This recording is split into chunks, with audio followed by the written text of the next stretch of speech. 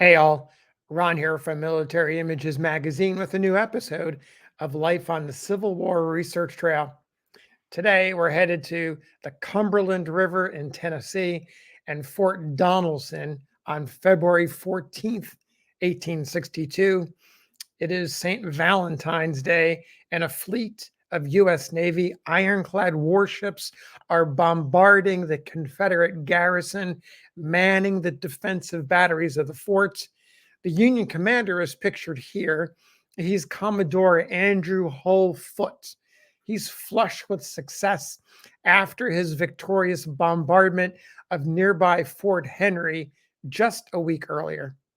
Foote had hoped for a repeat performance at Donelson.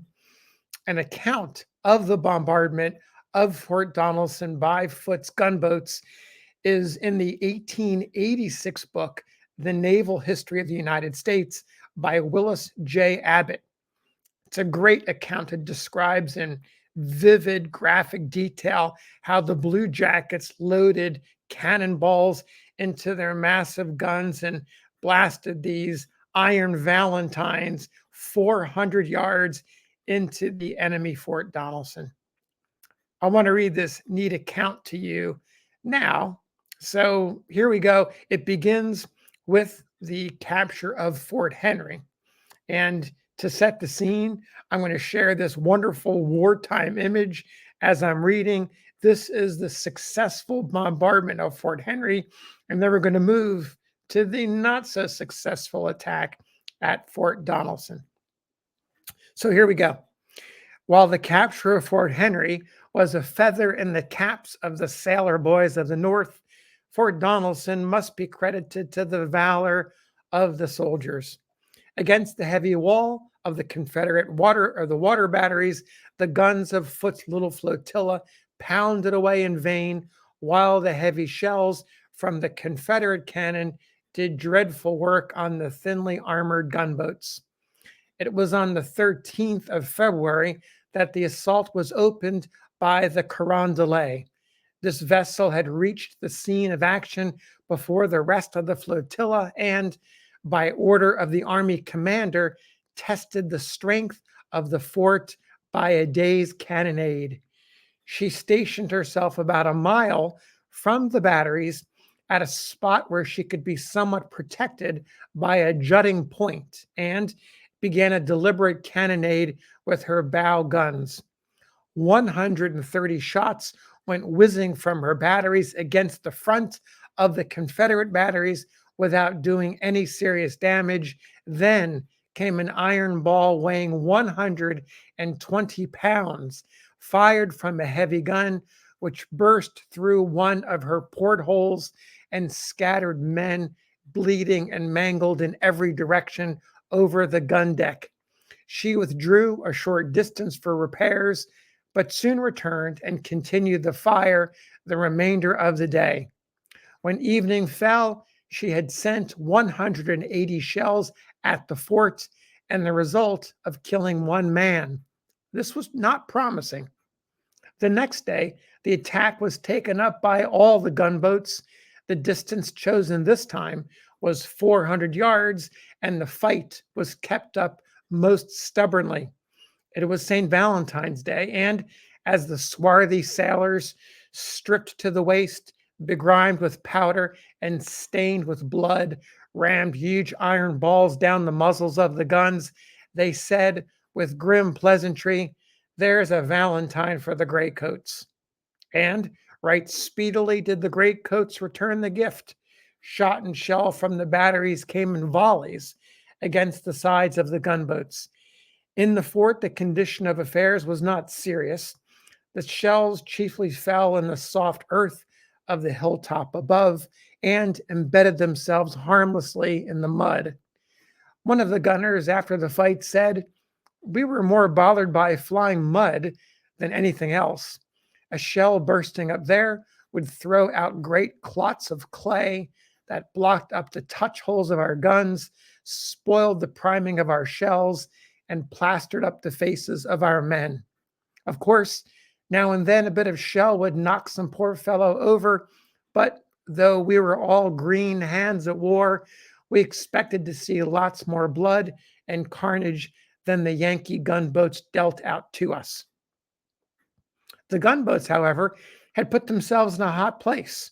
20 heavy guns on the hillside above were hurling solid shot down on the little fleet. The sailors stuck to their work well, and though the vessels were in a fair way of being riddled, they succeeded in driving the enemy from his lower battery. But the upper battery was impregnable, and the gunners there, having got the correct range, were shooting with unpleasant precision. Two of the vessels were disabled by being struck in the steering chains. On the Carondelet, a piece burst, hurling its crew bleeding on the deck.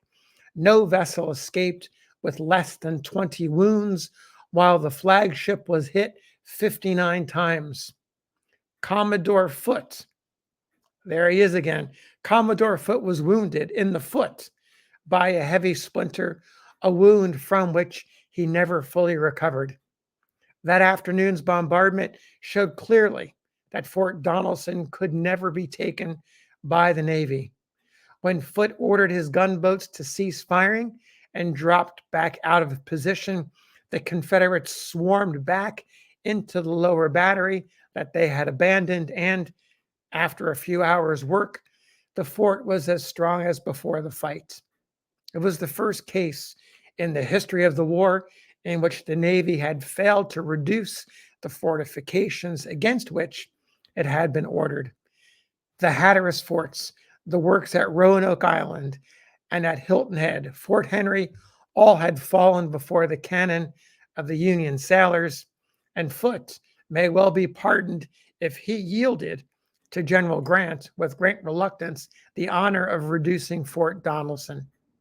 For 2 days, Grant's army invested the fort and kept up a constant cannonade.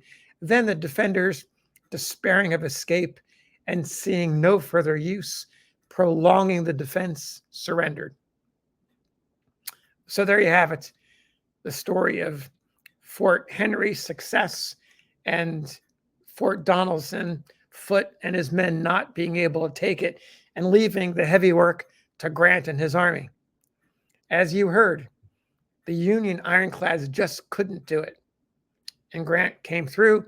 Grant, of course, his letter to Confederate General Simon Bolivar Buckner demanding unconditional surrender launched Grant into the national spotlight, forced the fall of Nashville, and opened up Tennessee and the rest of the region to further federal incursions. Despite Foote's failure to reduce Donelson, the government voted him the thanks of Congress for his actions at both Forts Henry and Donelson. Later, he'd receive a second thanks for his leadership in the victory of Island Number 10 and a promotion to Rear Admiral. Foote may have been someone who you would have heard much more from later in the war.